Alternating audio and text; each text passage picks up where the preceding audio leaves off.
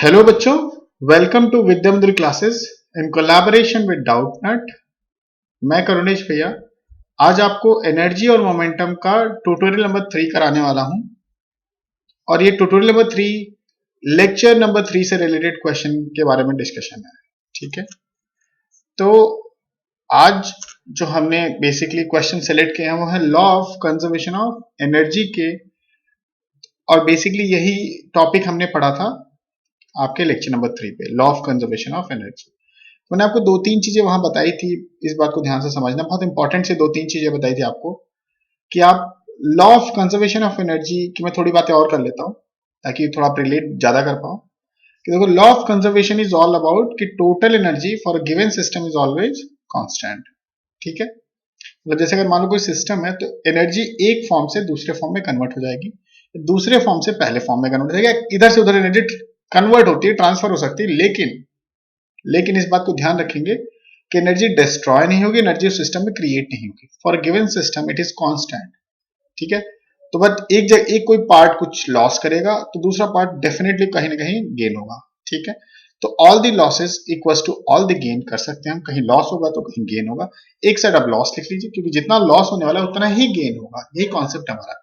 अब इस चीज को अगर आप अच्छे से दिमाग में बिठा लोगे तो आपका काम बहुत आसान हो जाएगा। ठीक है, तो इस क्वेश्चन को शुरू करते हैं। अच्छा, एक और चीज, इस क्वेश्चन को करने से पहले एक चीज मैं बता देता हूँ। जैसे फ्रिक्शनल फोर्स जो आता है, आप उसको चीज को थोड़ा ध्यान से देखना। जैसे यहां पर मैं फ्रिक्शनल फोर्स इंट्रोड्यूस कर, मतलब फ्रिक्शनल फोर्स मैं लास्ट लेक्चर में भी इंट्रोड्यूस कर ही चुका हूं। तो फ्रिक्शनल फोर्स है और coefficient of frictional force is given in the question which is mu. ठीक है, इस क्वेश्चन में क्या है कि v नॉट वेलोसिटी से एक ब्लॉक चल रहा है और यहां पर देखो स्प्रिंग को जाके हिट कर देगा। अब ये स्प्रिंग को जाके हिट कर देगा तो स्प्रिंग कंप्रेस होना शुरू होगा। लेकिन एक बात ध्यान रखें, यहां पर फ्रिक्शन भी है, इस पूरे पाथ के दौरान फ्रिक्शन है और ब्लॉक, ध्यान से देखना, ब्लॉक और स्प्रिंग के बीच में जो इनिशियल सेपरेशन है that is x not which is given in the question. मैंने मेंशन भी कर दिया आपको दोबारा। ठीक है, अच्छा ये बताओ मुझे, सोचो कि अगर ये ब्लॉक जाएगा स्प्रिंग को टकराएगा तो क्या होगा। ठीक है, क्या होगा, ये कंप्रेस होगा, कंप्रेस होगा और कंप्रेस होते होते एक सर्टेन पॉइंट आएगा जहां जाके ये रुक जाएगा। अब जब यहां रुका होगा तो ये आपका मैक्सिमम कंप्रेशन वाला पॉइंट होगा, ये आपका मैक्सिमम कंप्रेशन वाला पॉइंट होगा। मैं ये पॉइंट आपको डॉटेड लाइन से बना के दिखा देता हूं, ये वाला पॉइंट ना, क्योंकि अगर अब इसके आगे नहीं जा रहा ना, यहाँ वेलोसिटी जीरो हो चुका है, तो ये जो दूरी होगी बच्चों ये होगा मैक्सिमम कंप्रेशन, जिससे मैं एक्सएम ले रहा हूं, एम मतलब मैक्सिमम। ठीक है, तो यही आपसे पूछ लेता है क्वेश्चन, बहुत आसान सा क्वेश्चन होता है कि find maximum compression of the spring. We can take more question, like इसी में और भी क्वेश्चन ऐड करेंगे हम लोग, लेकिन एक बात ध्यान रखेंगे यहां पर धीरे से चुपचाप आपसे क्या पूछा है कि find maximum compression of the spring. Correct है, तो हम लोग क्या करेंगे कि यहां पर बच्चों एक पॉइंट मार्क करेंगे ए, और जो मैक्सिमम कंप्रेशन वाला है बी। अगर हम ए से लेकर बी तक पूरे मोशन के दौरान जो टोटल एनर्जी होगी वो फिक्स्ड होगी। बेसिकली हमें एनर्जी का हिसाब लगाना है, तो कैसे लगाएंगे एनर्जी का हिसाब, देखो यहां पर जो काइनेटिक एनर्जी है वो half m v not square है और यहां कंप्रेस होते होते जो एनर्जी है वो जीरो हो चुकी है। यहां पर कितनी है, half m v not square, यहां पर जीरो। अब energy half m v not square से जो जीरो हुई है कहां कहां गई है ना, लॉस इन काइनेटिक एनर्जी कहा गया। तो अब देखो स्प्रिंग कंप्रेस्ड हो गया, तो स्प्रिंग चाहे कंप्रेस्ड हो चाहे इलॉन्गेट हो, मैं दोबारा फिर से बता रहा हूं आपको, हर बार स्प्रिंग एनर्जी गेन करती है। और कितनी गेन करती है, अगर नेचुरल लेंथ से जितना कंप्रेस्ड होगी या जितना इलॉन्गेट होगी उसी पे डिपेंड करता है अपना कितना होगा, half k x square, where x is compression from the natural length और elongation from the natural length. Correct है, तो एक तो आप एक हिस्सा जो काइनेटिक एनर्जी का एक हिस्सा जो लॉस हुआ था बच्चों इस मोशन के दौरान यहां से तक में, एक तो पक्के से स्प्रिंग की पोटेंशियल एनर्जी में चला गया। ठीक है, अब दूसरा कहां गया, दूसरा आपका फ्रिक्शनल फोर्स में लॉस में गया। इस बात को ध्यान देना, दूसरा आपका फ्रिक्शनल फोर्स के लॉस में गया है, क्योंकि जब फ्रिक्शन होता है ना एक्चुअली एनर्जी डिक्रीज करता है सिस्टम की, क्योंकि नेगेटिव वर्क डन करता है हमेशा। तो इस सिस्टम की एनर्जी डिक्रीज कर रहा है, इस ब्लॉक की एनर्जी को डिक्रीज करने की कोशिश कर रहा है। तो कैसे करता है, वो फ्रिक्शन में लॉस होता है, मतलब हीट वगैरह में चला जाता है फ्रिक्शन के थ्रू। तो यहां से यहां जाने में जो इसकी एनर्जी होगी उसका एक हिस्सा आपका फ्रिक्शन के केस में लॉस होगा। इस बात को ध्यान रखें, अगर किसी ब्लॉक पे नेगेटिव वर्क डन है तो एक्चुअली नेगेटिव वर्क डन से काइनेटिक एनर्जी को घटाने की कोशिश कर रहा है, ठीक है। ओवरऑल कैसे लिखोगे, देखो आप लिखोगे loss in kinetic energy of m, correct है, is equals to gain in potential energy of, gain in potential का मतलब ये है स्प्रिंग पोटेंशियल एनर्जी, इस बात को प्लीज ध्यान रखना है, स्प्रिंग पोटेंशियल एनर्जी, ठीक है, gain in spring potential energy plus work done against the friction, work done against the friction, ठीक है बच्चों, ज्यादा मुश्किल तो नहीं है। तो यहां पर क्या है, देखो लॉस जो हुआ है काइनेटिक एनर्जी में वो दो हिस्सों में गया है और यही दो जगह और कहीं जा नहीं सकता, इस बात को ध्यान रखेंगे क्योंकि और कहीं लॉस नहीं होगा। तो हम क्या लिखेंगे बच्चों, ये देखो बहुत आसान सी बात है। तो लॉस इन काइनेटिक एनर्जी कैसे, ये लिखा करो, कई बार लिखने से बिल्कुल क्लैरिटी आती है। तो half m v not square initial kinetic energy और फाइनल काइनेटिक एनर्जी कितनी हो गई, 0। तो सारा का सारा लॉस हो गया है, तो गेन कहां गया है, स्प्रिंग की पोटेंशियल एनर्जी में गेन हुआ है विच इज हाफ के एक्सएम स्क्वायर, हाफ के एक्सएम क्या है, मैक्सिमम कंप्रेशन, हाफ के x m square that is the gain. और गेन क्या होता है हमेशा, देखो loss is always initial quantity minus final quantity of that value, and जो गेन होता है हमेशा फाइनल माइनस इनिशियल होता है, करेक्ट है। तो ये हाफ के x m square minus 0 plus work done against the friction, तो फ्रिक्शन कितना है यहां पर, म्यू एमजी है बच्चों, और जो work done against the friction होता है उसमें क्या होता है कि जो work done against the friction में frictional force into distance of slipping, तो यहां से यहां तक में डिस्टेंस ऑफ स्लिपिंग कितनी आप बताओ, देखो पहले जब यहां से गया होगा तो भी तो फ्रिक्शन में लॉस होगा क्योंकि हर जगह फ्रिक्शन है ना पूरे सरफेस में, उसके बाद देखो एक्स नॉट में भी हुआ होगा और एक्सएम में भी होगा। तो आई hope you understand, x not plus XM हो जाएगा, करेक्ट है, ऑलराइट।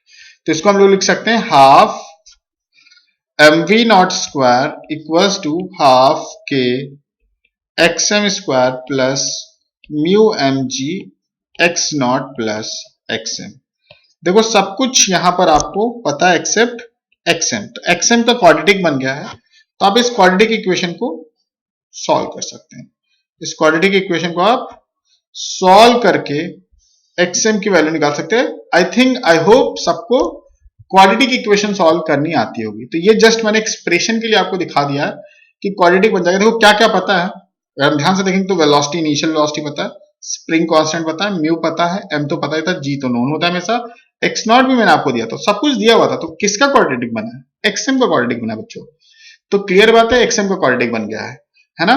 तो ये बहुत आसान तरीके से हम एक्सएम यहां निकाल सकते हैं, ये आप कर सकते हो खुद से, आपको करने की आवश्यकता नहीं है, बस try to get the expression. क्यों, क्योंकि एक बार एक्सप्रेशन लिख लोगे तो जब नंबर के साथ क्वेश्चन आएगा तो बड़ी आसानी से हमसे सॉल्व कर लेंगे, ठीक है।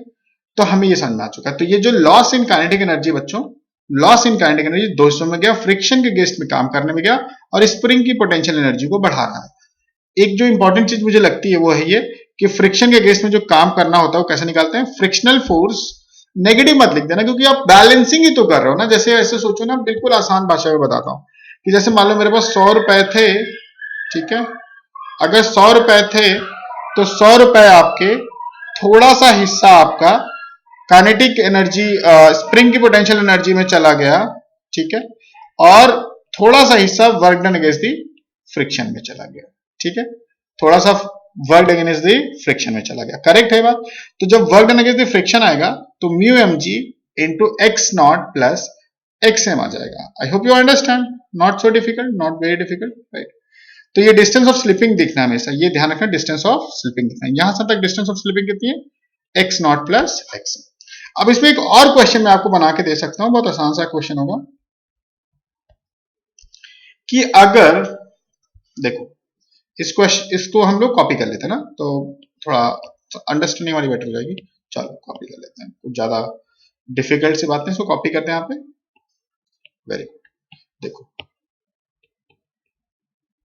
ठीक है। तो ये कॉपी हो गया अपना।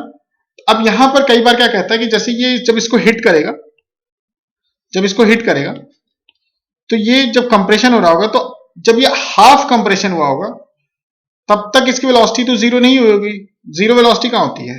बी पॉइंट पे होगा, ए पॉइंट से, क्योंकि मैक्सिमम कंप्रेशन पे ही जीरो वेलोसिटी होगी। इस बात को प्लीज ध्यान रखना, मैक्सिमम कंप्रेशन है ये, ठीक है। तो मैक्सिमम कंप्रेशन पे zero velocity. I hope you understand, correct है। अब मुद्दा क्या आता है, कहता है कि जब आप maximum compression, let us assume कि हमने ऊपर से XM is known now, XM is now known, ठीक है। अब थोड़ा ध्यान से समझना, आईटी लेवल का क्वेश्चन है, आपको आईटी करना है तो ये सारे क्वेश्चन आपको बहुत ध्यान से समझना पड़ेगा। तो maximum compression is now known. अगर हमें मैक्सिमम कंप्रेशन पता है तो आपसे बहुत इजी सा क्वेश्चन पूछता है, find velocity of block when compression is half the compression of maximum, half the compression of maximum value, compression of maximum value बच्चों, है ना। इसका ये मतलब है, जैसे मान लो एक्सएम मैक्सिमम है ना, मैक्सिमम क्या है, एक्सएम है, तो जब आधी दूरी पहुंचा था तो कितना होगा, और तब तक वेलोसिटी जीरो नहीं हुई होगी। आई होप यू अंडरस्टैंड, है ना। तो यहां पर हम वेलोसिटी कितनी मान लेते हैं, यहां पर वेलोसिटी मान लेते हैं v डैश, ठीक है। अब ये जाते वक्त की बात है, अब इस हाफ पे दो इंस्टेंसेस पे होगा। बहुत सारे बच्चे कंफ्यूज आते हैं कि हाफ कब होगा, दो, आपको सिर्फ इक्वेशन लिखनी है, ज्यादा दिमाग मत लगाओ इसमें, इक्वेशन लिख लो, नंबर के साथ आएगा तो हम कर लेंगे, चिंता मत करो, ठीक है। नंबर के साथ वाला भी करा दूंगा, करेक्ट है। तो यहां पर अब देखो, जब हाफ कंप्रेशन पे होगा तो दो इंस्टेंसेस होंगे, एक जाते वक्त और एक आते वक्त। कहोगे भैया जाना और आना तो सेम इंस्टेंट, नहीं, जब जा रहा होगा तब तक फ्रिक्शन ने यहां तक काम किया होगा, फिर यहां गया होगा, फिर घूम के होगा, तो फ्रिक्शन ने एक्स्ट्रा अगेंस्ट में काम कर दिया होगा। तो यहां और यहां पर वेलोसिटी अलग होगी, जब जाने की वेलोसिटी अलग होगी और आने की वेलोसिटी अलग होगी। मेक श्योर अंडरस्टैंड, इसमें दो पार्ट बनेगा, एक पार्ट बनेगा a part which is when block is going rightward। Question ध्यान से समझना, ब्लॉक इज गोइंग राइटवर्ड्स, ठीक है। अगर राइटवर्ड जा रहा होगा बच्चों तो कैसे लिखेंगे एनर्जी, अब देखो ध्यान से। राइटवर्ड के लिए हम लोग v डैश आर लिख देंगे, और जब लेफ्टवर्ड आ रहा होगा तो v डैश आर वेलोसिटी, और v डैश एल डाल देंगे। तो क्या होगा, अब मान लो वो पॉइंट क्या है, सी है, और जब जा रहा होगा तो सी आर लिख देते हैं, और जब आ रहा होगा तो सी आर सी एल लिख देंगे। सी एल मतलब सी राइट की तरफ, सी लेफ्ट की तरफ, but that point is C, correct. तो अब मुझे एनर्जी लिख के दिखाओ। अब देखो, यहां से यहां तक एनर्जी कंजर्वेशन करना है, यहां से तक, घूम के नहीं, सिर्फ यहां से तक।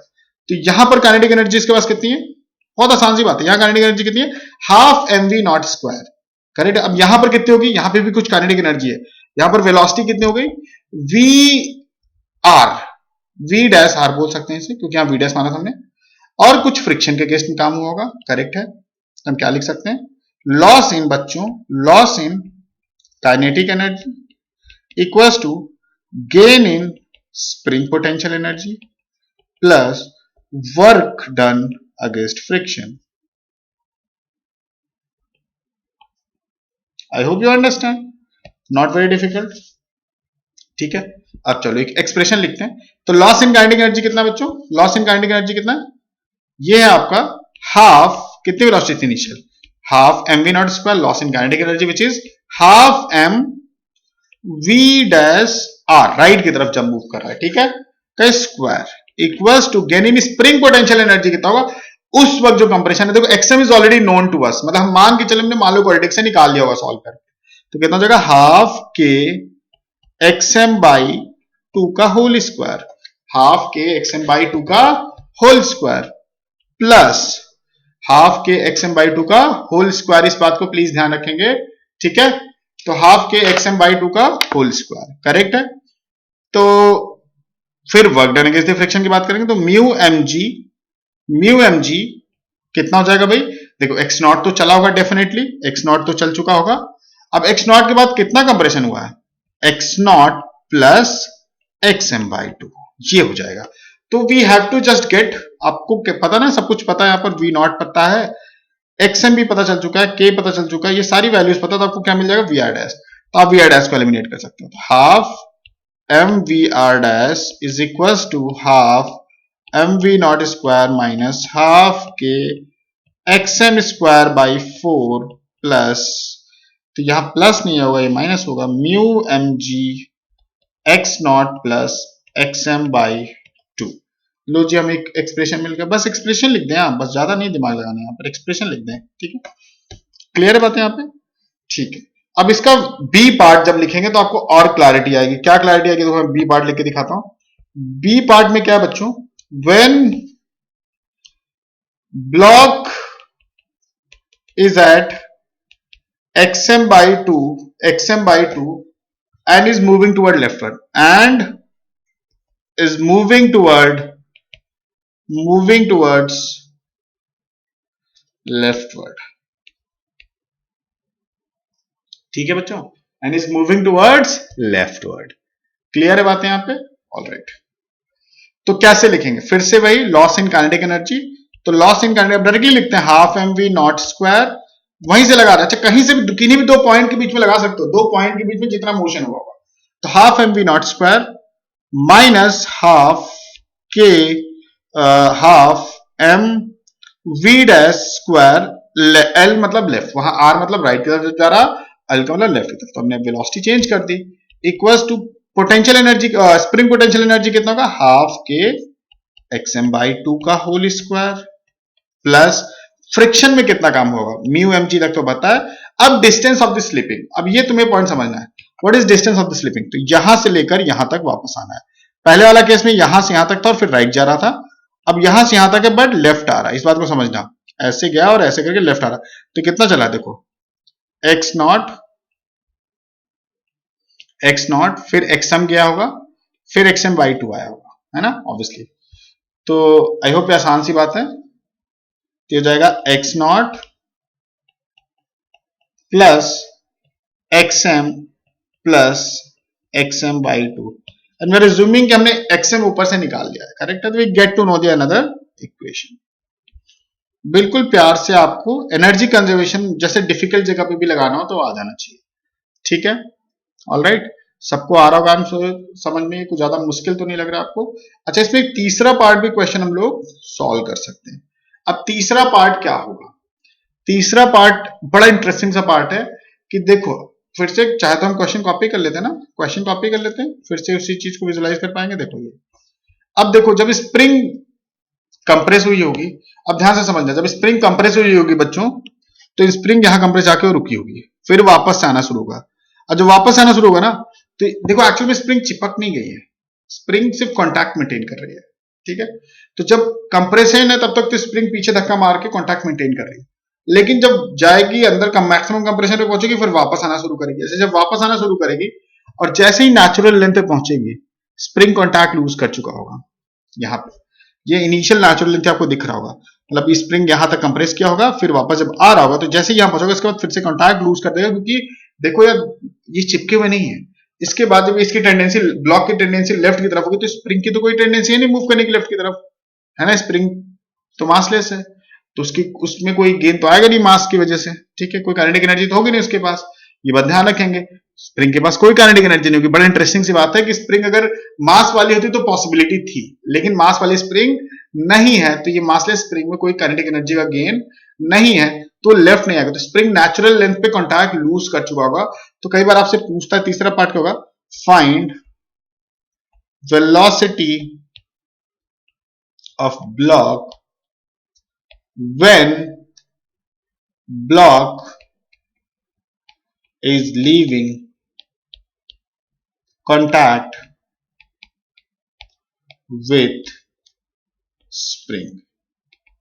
I hope you understand। यहां पर जब वापस आएगा तो यही नेचुरल लेंथ पे छोड़ेगा, नेचुरल लेंथ पे छोड़ेगा, तो एक्चुअल में ओवरऑल मोशन कैसा होगा? अगर ओवरऑल मोशन की बात करोगे तो पहले एक्सएम चला होगा, पहले सॉरी एक्स नॉट चला होगा, ये एक्स नॉट है, ध्यान रखें इस बात को, पहले एक्स नॉट चला होगा, फिर एक्सएम चला होगा, फिर वापस एक्सएम आएगा तो कॉन्टैक्ट लूज होगा, क्योंकि natural length is when x m वापस आ चुका है। तो हम कैसे लिखेंगे? Loss in kinetic energy which is half m v not square, let's assume half m v final बोल देते हैं, वी फाइनल मतलब when losing contact, v final मतलब वेलोसिटी व्हेन लूजिंग कॉन्टैक्ट, बच्चा लूजिंग कॉन्टैक्ट, तो half m v not square. अब तुम्हें पता है स्प्रिंग के पास कोई एनर्जी नहीं होगी क्योंकि स्प्रिंग नेचुरल लेंथ में आ चुका है, तो क्या होगा, स्प्रिंग म्यू mg हो जाएगा, दैट इज फ्रिक्शनल फोर्स। अब डिस्टेंस ऑफ स्लिपिंग की बात करेंगे फिर से, x not xm and back to xm, तो कितना हो जाएगा भाई, x नॉट प्लस xm एंड xm मतलब 2xm। लो जी, हो गया खत्म, एक्सप्रेशन यहां पे भी लिख दिया। मैं ये क्यों करा रहा था आपको कि अच्छी फीलिंग आनी चाहिए कि हम एनर्जी मोमेंटम लगा पा रहे हैं। अब इसका हम जब क्वेश्चन करेंगे तो आपको बड़ा आसान लगेगा, बहुत मुश्किल सी चीज नहीं है, बहुत आसान सी चीज है, but we need to make sure कि हमसे क्वेश्चन समझ में आ रहा है। क्वेश्चन समझ में आना चाहिए कि हम कहां से कहां तक हम की, अच्छा ऐसा नहीं कि सिर्फ यही एक मतलब जो जिन दो पॉइंट विच मैंने लगाया वही बड़ा इंपॉर्टेंट सा पॉइंट। जैसे अब करा कि find velocity with which it is losing contact, block is losing contact with the spring. अब इसको हम दो और डिफरेंट पॉइंट चूज करके भी लगा सकते थे। देखो जैसे जब स्प्रिंग कंप्रेस्ड होती है, देखो जब स्प्रिंग मान लो कंप्रेस्ड है, इस पॉइंट पे स्प्रिंग कंप्रेस्ड है यहाँ पे, है ना, तो यहां पर स्प्रिंग कितनी कंप्रेस्ड है, एक्सएम कंप्रेस्ड है। अब तुम्हें पता है ये पॉइंट से लेकर जब स्प्रिंग कॉन्टैक्ट लूज कर रहा होगा तब तक हम लोग इसको बोल सकते हैं ऑल्टरनेटिव मेथड, ऑल्टरनेटिव मेथड, ठीक है। अब इसमें हम लोग क्या कर सकते हैं बच्चों, ध्यान से समझना कि हम चाहें तो जब स्प्रिंग फुल्ली कंप्रेसिव तब से लेकर जब स्प्रिंग कॉन्टैक्ट लूज करा तब तक के बीच में भी हम law of conservation of energy apply कर सकते हैं। अब देखो जब मैक्सिमम कंप्रेशन पे है बच्चों, तो एक छोटी सी बात आपको रियलाइज हो रही है क्या, हमारा टारगेट क्या है इस क्वेश्चन में, ऑल्टरनेटिव किस चीज के लिए है, हमें वेलोसिटी बताना है, velocity when block is losing contact. अच्छा बहुत सारे बच्चे ना ये एक्चुअल में, देखो यार एक चीज मैं बता देता हूं तुम लोग को कि जो ये कॉन्सेप्ट है ना, ये जब हम क्वेश्चन करते हैं तो क्वेश्चन ही कॉन्सेप्ट होता है, दोस्तों कॉन्सेप्ट की तरह ही देखो सारे, मतलब यहां पर इतने सारे जो हम क्वेश्चन करते हैं ना, प्रैक्टिस तो चलो हो ही रही है, अच्छी बात है बहुत, लेकिन ये कुछ तुम देख रहे हो ना, बड़े बड़े कॉन्सेप्ट भी निकल के आ रहे हैं, तो आप कॉन्सेप्ट को अच्छे से फॉलो करें तो ट्यूटोरियल क्लास भी बहुत इंपॉर्टेंट आपके लिए, तो बहुत ध्यान से किया करो, है ना। तो इसमें भी बहुत सारे ट्यूटोरियल क्लास तो बिल्कुल मिस करने की आवश्यकता नहीं है। तो ये आपका ऐसा नहीं कि सोचो क्वेश्चन कराएं तो क्या करें, नहीं नहीं ऐसा नहीं करना, सबको करना है। तो ये कंप्रेस्ड है, कितना कंप्रेस्ड है, एक्सएम कंप्रेस्ड है, और जब यहां पर आएगा बच्चे तो यहां पर कुछ वेलोसिटी हो जाएगी वी फाइनल, ठीक है। अब हम जो मैक्सिमम कंप्रेशन वाला पॉइंट से लेके जब वो कॉन्टैक्ट लूज करा तब तक law of conservation of energy लगा देते हैं। अब जब मैक्सिमम कंप्रेशन है तो उसका स्प्रिंग पोटेंशियल एनर्जी सारा लॉस होके जब नेचुरल लेंथ पे आएगा तभी कॉन्टैक्ट लूज करेगा, तो कितना स्प्रिंग एनर्जी लॉस किया, तो यहां पर हम लिख सकते हैं इस पर्टिकुलर पॉइंट से इस पर्टिकुलर पॉइंट तक फाइनल तक के लिए, ठीक है। तो हम लिख सकते हैं loss in spring potential energy equals to gain in kinetic energy of block, gain in kinetic energy of block. अब यहां पर वेलोसिटी 0 है, यहां पर वेलोसिटी v फाइनल है, तो loss in spring potential energy कितना होगा, हाफ के, बट हाँ एक्सएम चाहिए यहां पर, हाफ के x m square equals to half m v final square. In fact this is the easier one, क्योंकि अगर आपको एक्सएम पता तो आप बड़ी आसानी से जहां पर लॉ ऑफ कंजर्वेशन। अच्छा यहां पर एक गलती क्या हुई आप लोग ध्यान से देखना, हमने फ्रिक्शन को तो कंसिडर नहीं किया, फ्रिक्शन बिल्कुल मिस मत कर देना कि लॉस, देखो यहां पर बहुत सारे बच्चे तो कई बार गलती से फ्रिक्शन वगैरह मिस हो जाता है। देखो loss in spring potential energy, gain in kinetic energy plus work done against the friction भी होगा। देखो बड़ी सी बात मिस हो रही थी, तो work done against the friction कितना होगा, म्यू एम जी एक्सएम। क्यों, क्योंकि यहां से चला था बच्चों और एक्सएम दूरी क्या है, तो यहां पर काइनेटिक स्प्रिंग पोटेंशियल एनर्जी कितना था, हाफ के एक्सएम स्क्वायर, और यहां पर आते आते आपकी काइनेटिक एनर्जी में भी चला गया था और work done against the friction में भी चला गया। अब फ्रिक्शन का एनर्जी कहां जाता है, लॉस चला जाता है आपका।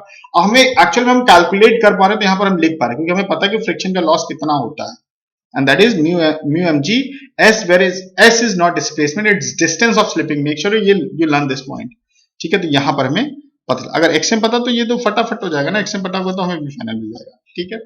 तो ये देखो हमने बहुत सारी इस क्वेश्चन की एकदम बहुत खतरनाक से एनालिसिस कर लिया है, सब कुछ एकदम तोड़ फोड़ मचा दिया इसमें, अच्छे से कर दिया। आई थिंक अब आप किसी भी दो पॉइंट पे law of conservation of energy लगा दो, चाहे स्प्रिंग हो चाहे फ्रिक्शन हो, कुछ भी हम लगा लेंगे ना। आई थिंक अगर आप लगा सकते हो तो चलेगा, अगला क्वेश्चन टैकल करते हैं, बहुत अच्छा सा क्वेश्चन है, ठीक है। इस क्वेश्चन में क्या करना, इस क्वेश्चन में क्या करना है कि स्प्रिंग है जो अपनी नेचुरल लेंथ पे और इसके साथ एक ब्लॉक लगा है, स्प्रिंग आपका मासलेस है, स्प्रिंग कांस्टेंट आपका के है, ठीक है। अब नेचुरल लेंथ पे ब्लॉक था और ऐसे मान लो मैंने होल्ड करके रखा था ऐसे, और फिर मैंने छोड़ दिया।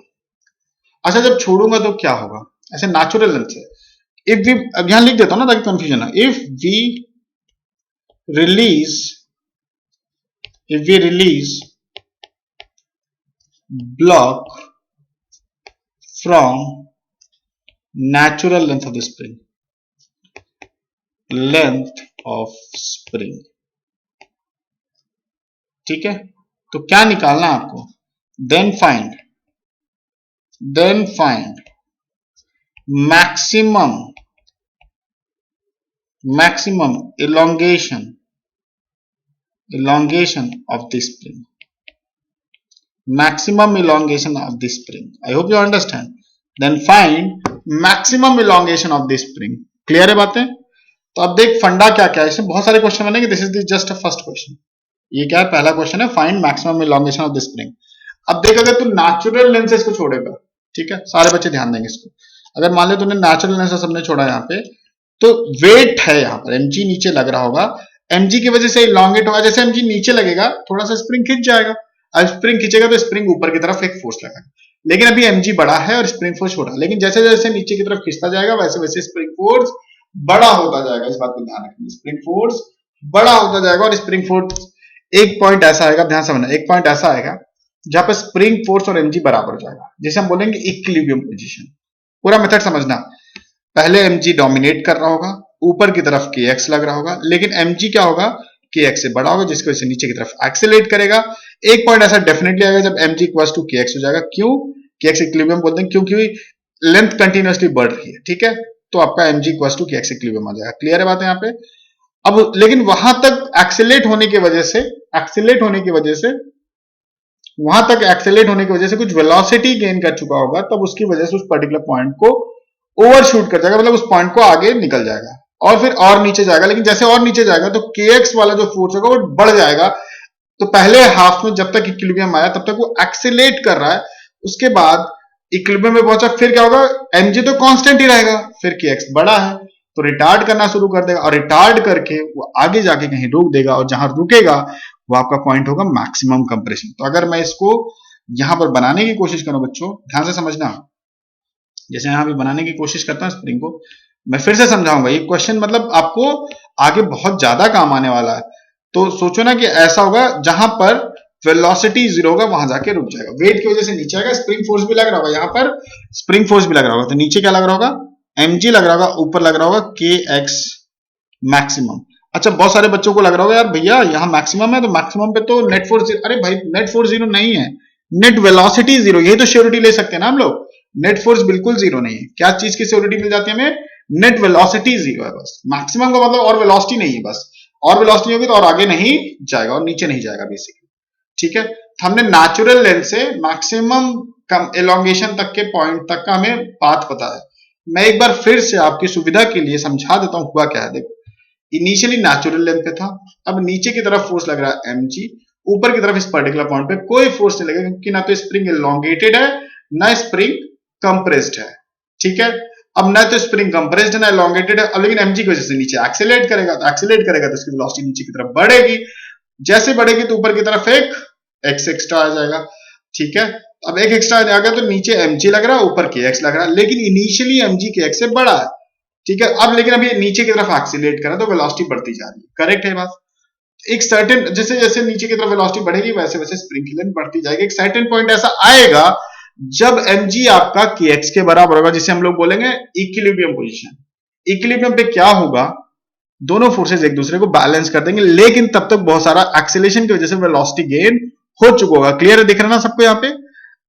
तो उस पर्टिकुलर पॉइंट पे कुछ वेलोसिटी होगी, और उस वेलोसिटी की वजह से उस पर्टिकुलर पॉइंट से आगे निकलेगा, ओवरशूट करेगा, और वो फिर नीचे जैसे आएगा, अब जैसे ही इक्विलिब्रियम वाले पॉइंट, नेट फोर्स वाले पॉइंट से नीचे आएगा, वैसे ही kx बढ़ जाएगा और mg छोटा हो जाएगा, क्योंकि mg छोटा नहीं हुआ, mg उतना ही रहेगा और kx वैल्यू थोड़ी और बढ़ गई, जिसकी वजह से नेट फोर्स ऊपर की तरफ लगने लगा। तो इक्विलिब्रियम के बाद वो रिटार्ड करना शुरू करता है। बहुत ब्यूटीफुल सी चीज है, ध्यान से समझना। ऊपर की तरफ रिटार्ड कर, मतलब ऊपर की तरफ एक्सेलरेशन होगा तो नीचे की तरफ वेलोसिटी होगा तो रिटार्ड करेगा। अब जैसे जैसे नीचे आएगा वैसे वैसे उसकी वेलोसिटी कम करना शुरू करेगा, और एक पॉइंट ऐसा आएगा जब वो जीरो वेलोसिटी हो जाएगा बच्चों, that point is called maximum elongation वाला पॉइंट। तो अगर तुमसे सीधा मैक्सिमम इलॉन्गेशन वाला पॉइंट पूछा, यहां पर मैंने पूरा का पूरा जो डिटेल में समझा, इसलिए समझा कि और सारे पॉइंट यहां पर पूछ लेता है, तो ध्यान से समझना। तो मैक्सिमम इलॉन्गेशन तक हम लोग क्या लगा सकते हैं, देखो नीचे आया है, मान लो यहां से यहां तक नीचे आया, तो इसको हम लोग xm बोल दे रहे हैं। ठीक है बच्चों, ठीक है। तो हम लोग यहां पर लॉ ऑफ कंजर्व, इसको xm बोला ना हमने, किसको, ये पॉइंट, ये xm था। तो हम यहां पर law of conservation of energy लगा सकते हैं, कहां से कहां तक, ए से लेकर बी तक। ए क्या है, नेचुरल लेंथ से लेकर मैक्सिमम इलोंगेशन तक हमने क्या किया, law of conservation of energy लगा। आप आपके दिमाग में आनी चाहिए। अच्छा बता सकते हो यहां पर नेचुरल लेंथ में स्प्रिंग के पास क्या है, स्प्रिंग अगर ए से बी गया है तो क्या लॉस हुआ है, क्या गेन हुआ है। Imagine this, not very difficult, imagine करो। एक्चुअल में जब ब्लॉक नीचे जाता है ग्रेविटी के अगेंस्ट में तो उसमें जीपी में लॉस होता है, ये तो सबको समझ में आना चाहिए। तो हम लिख सकते हैं यहां पर loss in GPE of, loss in GPE of block, ठीक है, loss in GP of block m, है ना, कितना नीचे गया, एक्सएम नीचे गया, नेचुरल लेंथ से जितना एक्स्ट्रा एलोंगेट हुआ एक्सएम नीचे आया, ध्यान रखना इस बात को। Loss in GP of block that is XM तक नीचे आया है, ठीक है। अब गेन क्या हुआ, गेन में देखो काइनेटिक एनर्जी शुरू में भी जीरो थी, स्टार्टिंग में भी जीरो थी और एंड में जाकर भी जीरो है, तो काइनेटिक एनर्जी बेचारा कुछ गेन हुआ, एक्चुअली गेन हुआ था लेकिन फिर से घटकर वो स्प्रिंग की पोटेंशियल एनर्जी में चला गया। तो अल्टीमेटली क्या हुआ, स्प्रिंग पोटेंशियल एनर्जी गेन हुआ, तो बोल सकते हैं gain in spring potential energy. और कहीं नहीं गया स्प्रिंग, आप बता दो कहीं और गया, ठीक है, gain in spring potential energy. All right, लिख देते हैं इसको अच्छे से, बहुत अच्छे से लिख देते हैं, चलो। तो लॉस इन जीपी कितना होगा, एम जी एक्सएम का लॉस है equals to gain in spring potential energy which is half के एक्सएम स्क्वायर। अब देखो यहां पर एक्सएम एक्सएम कट गया, xm is going to be 2mg by k, तो 2mg by k is the maximum, हमने एग्जैक्ट आंसर निकाल दिया। अगर mg पता है और k पता है तो can directly get the value. This is maximum elongation, maximum elongation, correct है। आई होप इसमें किसी को कोई टेंशन नहीं होगी। नेक्स्ट क्वेश्चन, अच्छा इसमें ना कई बार आपसे पूछ लेता है फाइंड इलोंगेशन। अब देखना ये क्वेश्चन मैं आपको बता चुका हूं already, find elongation of elongation of the spring, spring at equilibrium. अब सोच के बताओ क्या होगा, equilibrium. Find elongation of the spring at equilibrium. Equilibrium कब होता है, देखो जब वो दोनों पे जब ब्लॉक पे नेट फोर्स जीरो हो जाएगा। तो ब्लॉक पे नेट फोर्स जीरो का मतलब देखो दो ही फोर्स लग रहा है। अगर ब्लॉक पे इक्विलिब्रियम कब होगा, एक तो mg नीचे की तरफ लग रहा है और इस पे एक स्प्रिंग फोर्स ऊपर की तरफ लग रहा है। अब ये स्प्रिंग फोर्स इक्वल होते हैं, इसको बोलेंगे इक्विलिब्रियम, एक्स इक्विलिब्रियम बोल देते हैं, ठीक है। तो इक्विलिब्रियम वाला पॉइंट क्या होगा, mg equals to k x equilibrium, ठीक है। X equilibrium is going to be mg by k। अब यहां पर बड़ी इंटरेस्टिंग चीज हम लोग डिड्यूस करते हैं। एक्चुअली अगर आप किसी भी स्प्रिंग को वर्टिकल प्लेन में छोड़ दो ना, तो जितना इक्विलिब्रियम वाला पॉइंट है तो उससे डबल ही नीचे जाता है, अगर कोई और फोर्स प्रेजेंट नहीं है, मतलब सिर्फ ग्रेविटेशनल फोर्स वाले में ही हो पाता है ये, ध्यान रखेंगे इस बात को। तो यहां पर ध्यान रखेंगे कि जो इक्विलिब्रियम होगा उससे हमेशा डबल मैक्सिमम इलोंगेशन होगा, ये बात याद हो जाएगी सबको। तो ये हम लोग एसएचएम में एक टॉपिक है सिंपल हार्मोनिक मोशन, वहां पर इसको डायरेक्टली यूज करेंगे, प्लीज इस बात को दिमाग में बिठा लें। अभी से बहुत इंपॉर्टेंट टॉपिक है, स्प्रिंग वाला तो बहुत इंपॉर्टेंट है, खूब काम आता है एसएचएम में, ठीक है। तो अभी आप लोग बस ऐसे मैं पहले से थोड़ा हिंट दे देता हूं ताकि आपको इसकी इंपॉर्टेंस बाद में रियलाइज हो। ऐसा नहीं कि यहां पर हम रैंडम पढ़ रहे हैं, और बहुत सारी चीजें होंगी जहां पर हमें इसके फायदे होंगे, ठीक है। तो ये आपका मैक्सिमम इलोंगेशन वाला पॉइंट आ गया। अच्छा और तुम्हें पता है इसमें और सारे क्वेश्चन आते हैं, ऐसा नहीं कि सिर्फ इतने, बहुत सारे क्वेश्चन आते हैं। अच्छा आप बता सकते हो, जैसे बोलता है कि जैसे स्प्रिंग के पास जीरो वेलोसिटी थी, पहले वेलोसिटी बढ़ी है फिर घटी है, तो आप सोच के बताओ, ये कहेगा फाइंड, फाइंड सोचो, find maximum velocity, find maximum velocity of block. I hope you understand. Find maximum velocity of the block. तो ब्लॉक की मैक्सिमम वेलोसिटी ऐसे क्वेश्चन में कब होती है, मैं बता रहा हूं ध्यान से सुनना। ब्लॉक की मैक्सिमम वेलोसिटी ऐसे क्वेश्चन में कब होती है, तो ब्लॉक की मैक्सिमम वेलोसिटी कब होती है, देखो पहले क्या होता है, mg की वजह से नीचे आ रहा था, तब तक उस पर कोई फोर्स नहीं था, फिर जैसे हल्का सा नीचे आएगा स्प्रिंग फोर्स आएगा, लेकिन mg स्प्रिंग फोर्स से बड़ा है, तो फिर क्या होगा, और नीचे आएगा, फिर स्प्रिंग फोर्स और बड़ा हो गया लेकिन mg सेम रह गया, करेक्ट है। फिर और नीचे आएगा तो स्प्रिंग फोर्स और बड़ा होगा लेकिन mg सेम रहेगा। एक पॉइंट ऐसा आता है जब mg स्प्रिंग फोर्स के बराबर हो जाता है, याद होगा, जिसे हमने क्या बोला था, इक्विलिब्रियम पॉइंट बोला था, करेक्ट है। अच्छा यहां तक नेट फोर्स नीचे की तरफ लग रहा था और वेलोसिटी भी नीचे की तरफ थी, तो इसे हम एक्सीलरेशन बोल रहे हैं, एक्सीलरेट करता, वेलोसिटी बढ़ रही थी, करेक्ट है। इक्विलिब्रियम के बाद क्या हुआ कि mg तो सेम था और नीचे जाने से स्प्रिंग फोर्स बढ़ गया। अगर स्प्रिंग फोर्स बढ़ गया तो वहां से रिटार्ड होना शुरू होगा, तो वहां से स्पीड डाउन होगी। तो समझा ना कि इक्विलिब्रियम तक स्पीड बढ़ा है, तो इसका मतलब मैक्सिमम वेलोसिटी होगी। तो ऐसे केसेस में हमेशा अब कॉमन सेंस लगाना, हर बार सिमिलर सिचुएशन देखेंगे। तो केसेस लाइक दिस, मैं लिख देता हूं केसेस लाइक दिस, ऐसे केसेस में बच्चों, ऐसे केसेस में ध्यान रखना, ऐसे केसेस में जब ब्लॉक इक्विलिब्रियम में होता है, ध्यान से, इक्विलिब्रियम में होता है, तो ही मैक्सिमम वेलोसिटी होती है, ठीक है बच्चों, है ना। In such cases block will have maximum velocity when it is at equilibrium, ठीक है। तो please make sure understand this point. तो हम इक्विलिब्रियम तक, अगर इक्विलिब्रियम में वेलोसिटी निकाल पाए तो वही मैक्सिमम वेलोसिटी होगी, क्योंकि तब तक ब्लॉक एक्सीलरेट कर रहा था। तो हमारा क्या होगा, नेचुरल लेंथ से हम लोग लगाएंगे law of conservation of energy. Concept ये है भैया तुम्हारे लिए, law of conservation of energy from natural length to equilibrium क्या होगा, मैक्सिमम वेलोसिटी वाला पॉइंट होगा, ठीक है। हम लोग कितना जीपी में लॉस कितना हुआ है, अब देखो एक्चुअल में क्या हुआ, ऐसे कुछ होगा, फटाफट बना देता हूं, आपको करके दिखा दूंगा ना, तो कैलकुलेशन भी आप कर लोगे फटाफट। जैसे मान लो ये नेचुरल लेंथ था, अब इसके बाद यहां आया, तो यहां से कितना होगा एक्स इक्विलिब्रियम, यहां पर वी मैक्सिमम मैं नीचे की तरफ बोल रहा हूं, ठीक है। यहां पर मैं वी मैक्सिमम नीचे की तरफ बोल रहा हूं, आपको ध्यान से समझना, इतना मतलब एक्स इक्विलिब्रियम नीचे है। हम कैसे लिखेंगे, loss in GPE equals to gain in, GP मतलब gravitational potential energy, gain in spring potential energy plus gain in kinetic energy. I hope you understand, not very difficult, ठीक है। तो लॉस इन जीपी कितना भैया, mg x equilibrium, ठीक है, mg x equilibrium नीचे आया है तो लॉस इन जीपी हो गया, equals to gain in spring potential energy कितना होगा, हाफ के एक्स इक्विलिब्रियम, है ना, इतना ही तो पढ़ा है, चलो बहुत बढ़िया, plus gain in kinetic energy मतलब half m v maximum, zero से चला था और वी मैक्सिमम अचीव कर दिया, तो इसको हम लोग वी मैक्सिमम बोल रहे हैं, ठीक है। तो इसको थोड़ा और अरेंज कर लेते हैं हम लोग, mg एक्स इक्विलिब्रियम कितना था तुम्हारा, mg by k equals to half k mg by k का whole square plus half m v m square. I hope you understand.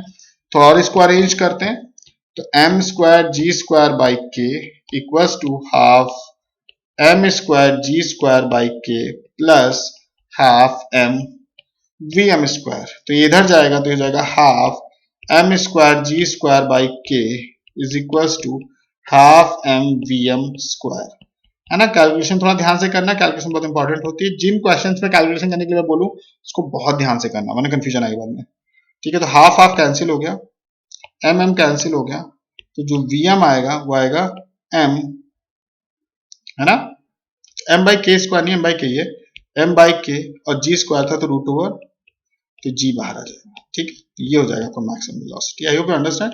तो v maximum equals to g root m by k. I hope किसी को कोई confusion नहीं आनी चाहिए इसमें, ठीक है क्या।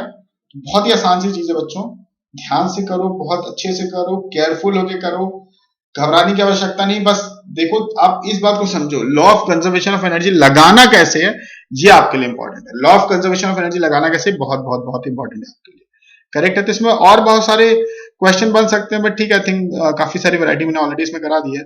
मैं चाहता हूँ थोड़ा सा ना इसमें देखो एक और, मैं मतलब जो मुझे लगता है बहुत मेरा पर्टिकुलरली फेवरेट क्वेश्चन है, क्योंकि देखो ये डायनेमिक्स में आपने भी कंस्ट्रेंट पढ़ा था, तो अब उसी को यूज कर सकते हैं हम यहाँ पे, बहुत अच्छे से यूज करके ना इस क्वेश्चन को हम लोग कर सकते हैं।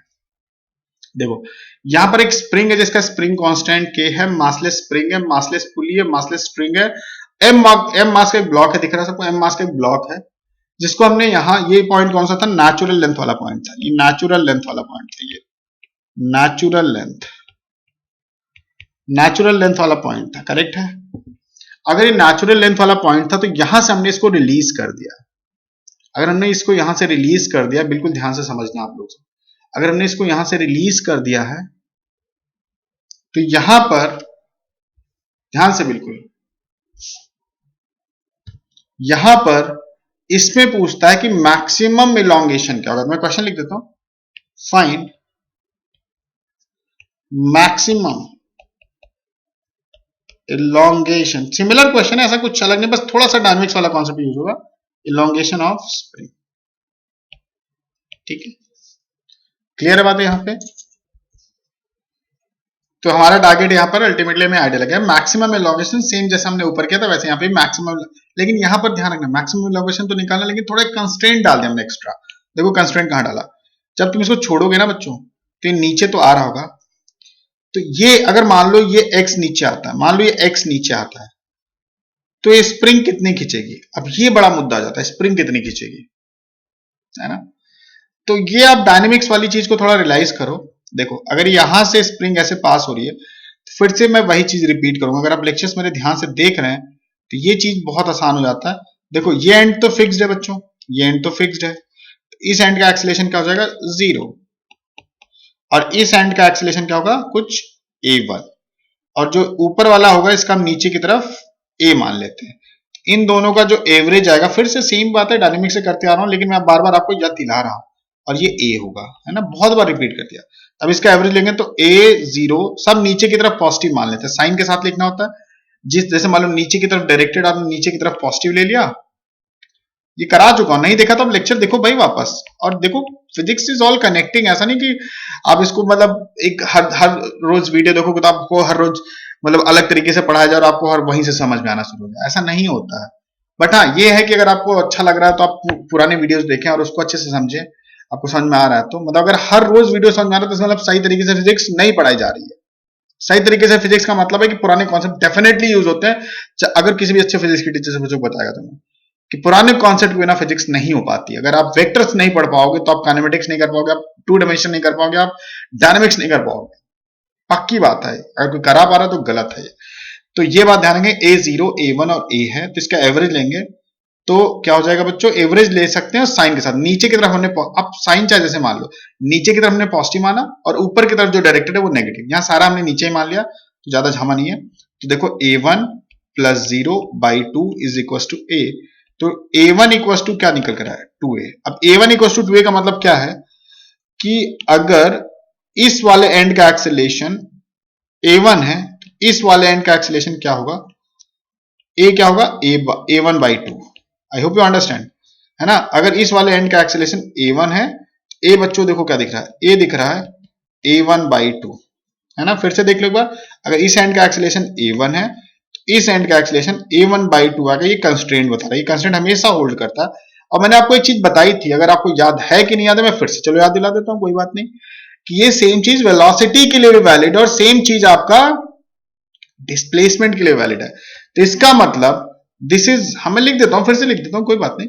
तो this is, this thing, this statement या this relation is valid for displacement पूरे एनर्जी में खूब करा है, displacement as well as for energy. ठीक है जी, चलो कमाल है। तो अगर मान लो ये कुछ x नीचे आया होगा तो कितना आएगा, ये वाला हिस्सा कितना आएगा x/2, तो ये भी x/2 आगे बढ़ेगा। पहले ये पता चल जाएगा तब हम मैक्सिमम कंप्रेशन निकालने की कोशिश करेंगे, ठीक है। तो ये हमें पता चल चुका है। तो अब देखो क्या होगा, फिर से सेम कॉन्सेप्ट, अब हमें समझ में आ गया कि this is and is going to x, तो उसका हाफ इधर की तरफ खींचेगा होगा, है ना। तो देखते हैं कॉन्सेप्ट को अप्लाई करने की कोशिश करते हैं। देखो यहां पर वेट की वजह से नीचे जाएगा और कुछ टेंशन आएगा, है ना। अगर टेंशन आएगा तो अब देखो टेंशन क्या होगा, ध्यान से समझना। अगर हम टेंशन को देखें तो ये इधर की तरफ होगा T और इधर की तरफ भी T होगा, क्योंकि सेम स्ट्रिंग है। लेकिन यहां पर जो टेंशन T डैश होगा इधर वाले स्प्रिंग फोर्स के बराबर होगा के एक्स, जो भी मान लो कुछ भी जो स्प्रिंग फोर्स है, तो लेट्स अज्यूम मान लो कुछ अगर यहां पर एक्स नीचे आया है तो यहां कितना नीचे आएगा के x by two, k x by two के बराबर होता है। करेक्ट है बात? ऑलराइट, तो ये क्लियर है बातें यहां पर कि T dash is equal to two T बच्चों, T dash equal to two T. तो उससे रिलेटेड है, यहां ध्यान से समझना। अब इससे रिलेटेड है तो mg की वजह से नीचे आएगा तो स्प्रिंग जो फोर्स होगा, अब देखो यहां पर 2t इक्वल टू क्या लिखा मैंने आपको, t dash equal to 2t, तो t equal to t dash by 2 बच्चों। क्लियर है? कोई घबराने वाली बात नहीं, सिर्फ मैं फोर्स एनालिसिस करके आपको समझाने की कोशिश कर रहा हूं कि अब ये टी डैश किसके बराबर है, टी डैश है के एक्स बाई टू के बराबर है, तो बाई टू कर दो तो के एक्स बाई फोर के बराबर हो जाएगा। तो what we need to understand here कि यहां पर के एक्स ऊपर की तरफ लग रहा है, के एक्स बाई फोर लग रहा है, मतलब स्प्रिंग फोर्स तो लग ही रहा पक्के से, स्प्रिंग फोर्स ऊपर की तरफ लग रहा है। समझ आ रहा है क्या आपको ये बात? स्प्रिंग फोर्स लग रहा है, अभी बैलेंस करना पड़ेगा हमें, ठीक है? तो स्प्रिंग फोर्स ऊपर की तरफ लग रहा है और कितना लग रहा है, के एक्स बाई फोर लग रहा है किसी रैंडम इलॉन्गेशन के लिए। तो अब नीचे की तरफ mg लग रहा है, ऊपर की तरफ के एक्स बाई फोर लग रहा है किसी भी लेंथ के लिए, तो mg की वजह से नीचे आएगा।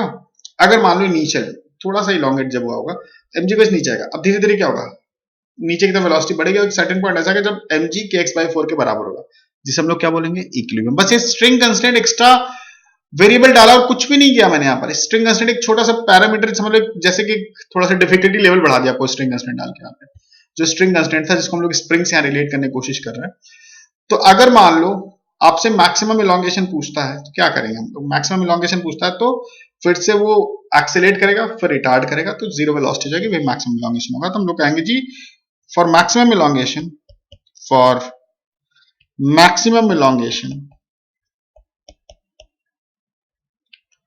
For maximum elongation. थोड़ा बच्चों ध्यान देना, ऐसा तुम्हें लग रहा हो डिफिकल्ट है, ऐसा मैं कोई बहुत इजी चीज नहीं पढ़ा रहा हूँ। डिफिकल्ट आईआईटी हिसाब से, आईआईटी मेंस और जेईई लेवल का ही है, एडवांस जे दोनों के हिसाब से कवर कर रहा हूँ, ठीक है? तो क्या होगा कि कितना ब्लॉक नीचे गया होगा, किसके जीपी में लॉस होगा। Yes you are right, very right, जो ब्लॉक है उसके जीपी में लॉस होगा। तो कितना नीचे मान लेते हैं, मान लो टोटल जो मैक्सिमम ब्लॉक नीचे की तरफ गया वो एक्स गया है, ठीक है? अगर ब्लॉक एक्स गया होगा नीचे तो स्प्रिंग कितना लॉन्गेट हुआ होगा, तो मान लेते हैं ब्लॉक अगर x गया तो स्प्रिंग जो मैक्सिमम इलॉन्गेट हुआ होगा वो x बाई टू होगा। करेक्ट है बात? तो loss in GP, loss in GP मैं अच्छे से लिखता हूं ताकि आपको कोई कंफ्यूजन है। Loss in GP equals to gain in kinetic energy, में तो कोई गेन नहीं क्योंकि जीरो वेलोसिटी से शुरू होगा, जीरो वेलोसिटी पे टर्मिनेट हो गया होगा, तो gain in spring potential energy, है ना, gain in spring potential energy. GP में लॉस कितना है, अगर मान लो एक्स नीचे गया है, ब्लॉक विजुअलाइज कर दे रहे ना दिमाग में, और दिमाग विजुअलाइज नहीं करोगे भैया लिख के बनाएंगे तब तो फिर यार कभी नहीं बनेगा। अब तुम चाहते हो मैं बना दूं तो चलो बना ही देता हूं, लेकिन ट्राई टू विजुअलाइज, अगर नहीं करोगे तो फिर ना गड़बड़ हो जाएगा। मान लो ऊपर फिगर है तो इसको अच्छे से विजुअलाइज करो ना। देखो यहाँ मैंने बगल में बना दिया आपके लिए, थोड़ा छोटा कर देता हूँ इसको, कंफ्यूजन आपके लिए। देखो तो क्लियर बात है यहाँ पे। तो जब ये x नीचे आया होगा, ये x नीचे आया होगा तो ये राइट की तरफ x बाई टू के होगा। तो कहेंगे कितना जीपी में लॉस, इसके ब्लॉक के जीपी में लॉस कितना है, mgx। गेन स्प्रिंग एनर्जी कितना होगा, x बाई टू, तो लिख सकते हैं हाफ के x बाई टू का होल स्क्वायर। करेक्ट है बात?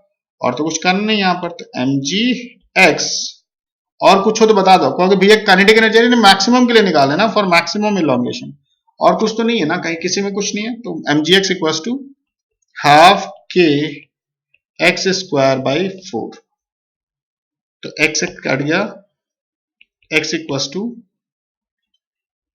यहां पर कितना होगा 8 mg by k. I hope you understand, not so very difficult. तो स्प्रिंग में जो लॉन्गेशन हुआ होगा 8 mg बाई के हुआ होगा। अगर आपको वैल्यूज पता है तो आप बड़ी आसानी से यहां पर निकाल सकते हो। दूसरा क्वेश्चन करते हैं, इसका दूसरा पार्ट भी हो सकता है, बहुत ब्यूटीफुल सा पार्ट होगा जो आपको बहुत अच्छे से रियलाइज होगा। आई थिंक कैलकुलेशन देख लो, जैसे मान लो ब्लॉक कितना नीचे आया, मैक्सिमम इलॉन्गेशन के लिए मान लो x नीचे आया, मैक्सिमम कितना नीचे आ सकता है, जहां पर वेलोसिटी जाके जीरो हो गई होगी, तो उसके करेस्पॉन्डिंग कुछ ना कुछ स्प्रिंग में इलॉन्गेशन आया होगा, तो वो हाफ आएगा वैसे spring elongation. I hope you understand. तो जो यहाँ होगा उसके हिसाब से हाफ होगा, तो स्प्रिंग में जो एनर्जी होगी उसी के हिसाब से होगी, तो हाफ के बाई, तो जो x देखो, ये जो x m है ना, ये xm तो स्प्रिंग में नीचे घुसा है, स्प्रिंग के ये मैक्सिमम इलॉन्गेशन तो नहीं बोलेंगे ना इसको, तो कितना maximum elongation x by two है, तो अगर फॉर मैक्सिमम इलोंगेशन के लिए लिख देता हूं ना, for maximum elongation x by 2 which is 4 mg by k, sorry, ठीक है। I hope you understand. अच्छा ये बताओ, मैक्सिमम इलोंगेशन पहुंचने से पहले कहीं ना कहीं पर इक्विलिब्रियम पे आया होगा, तो अगला क्वेश्चन भी वैसे ही आ जाता है, फाइंड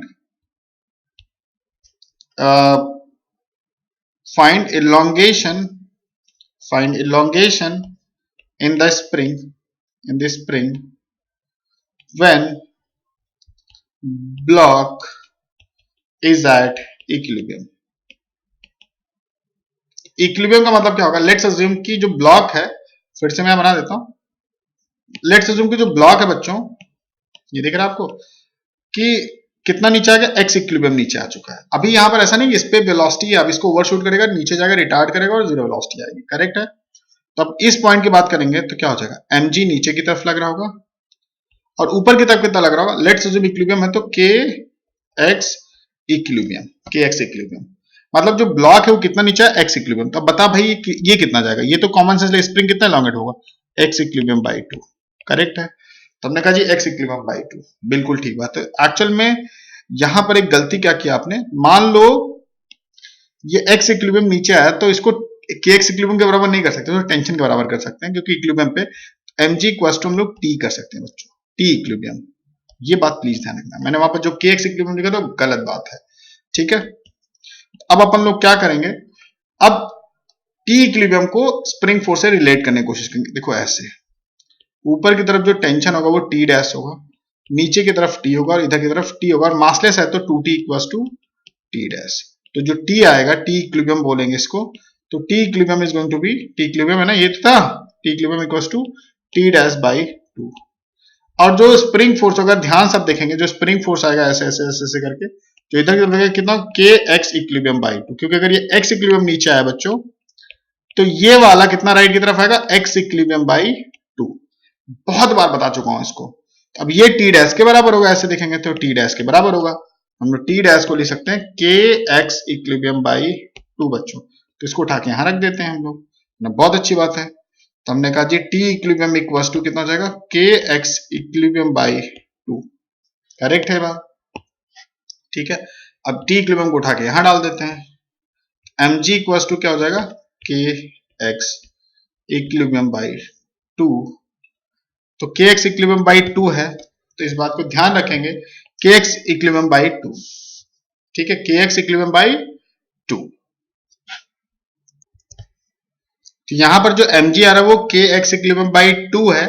अब ध्यान देना, जो आपका mg वो टी इक्विलिब्रियम है, और T equilibrium actually T dash by 2 है, तो टी डैश कितना है, के एक्स इक्विलिब्रियम बाई 2। तो एक्चुअल में थोड़ा ध्यान से कैलकुलेशन करेंगे, ये यहां पर t equilibrium equals to 1 by 2, बिल्कुल ध्यान से 1 बाई 2,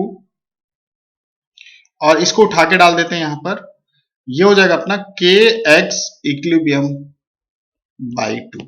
तो टी इक्विलिब्रियम जो होने वाला है that is going to be k x equilibrium by 4 बच्चों, and T equilibrium equals to, now we know that this is equals to mg, mg equals to k x equilibrium by 4, x equilibrium is going to be mg by 4. I hope you understand, not so very difficult। लेकिन एक बात ध्यान रखेंगे, बहुत सारे बच्चे सोचेंगे भैया यहां पर x इक्विलिब्रियम और यहां पर मैक्सिमम इलोंगेशन तो सेम आ रहा है आपको, नहीं जी, ये बात ध्यान रखेंगे।